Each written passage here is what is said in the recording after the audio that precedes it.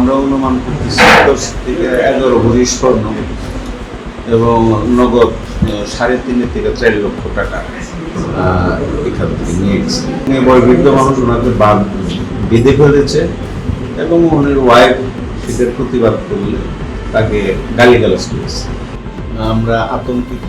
একজন additional DIG, বর্তমানে ক্ষমতাপ্রাপ্ত একজন এডিশনাল ডিআইজির বাসায় ডাকাতির ঘটনা, এর আগেও আমাদের এই গ্রামে ডাকাতির ঘটনা ঘটেছে।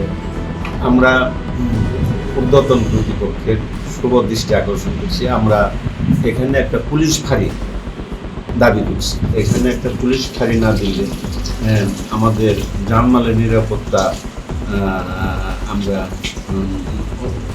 অধিক ঝুঁকির মধ্যে রয়েছে।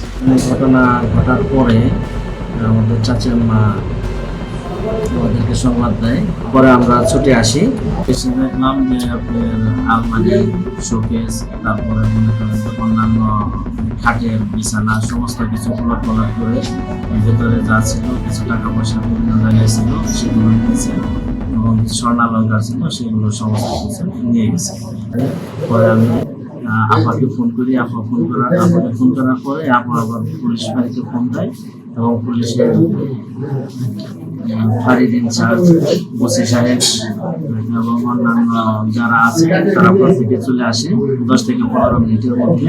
আমার হাত মানছে চট্টগ্রামে নেই, আর যারা ছিল ইয়াং ছেলে পেলে আমার ধারণা যে সবারই মুকুট গামছা দেওয়া মুখ বন্ধা, হাফ প্যান্ট, একজনের হাফ প্যান্ট পরা, হলুদ রঙের একটা হাফ প্যান্ট পরা, আর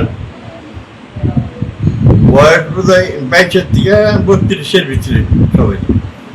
আমার ধারণা অনুমান লাক্সারিকের কাছাকাছি হবে, আর 10-11 ভরি স্বর্ণ নিচ্ছে।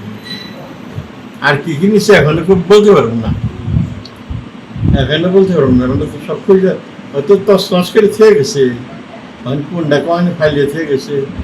তবে এইটা বলি যে আমার ভোটার আমার আইডি কার্ড নিয়ে রেখেছে, আইডি কার্ড নিচ্ছে, বোধহয় পাসপোর্টের হ্যাঁ নিচ্ছে, ব্যাগের ছিল তো চেক বই নিচ্ছে।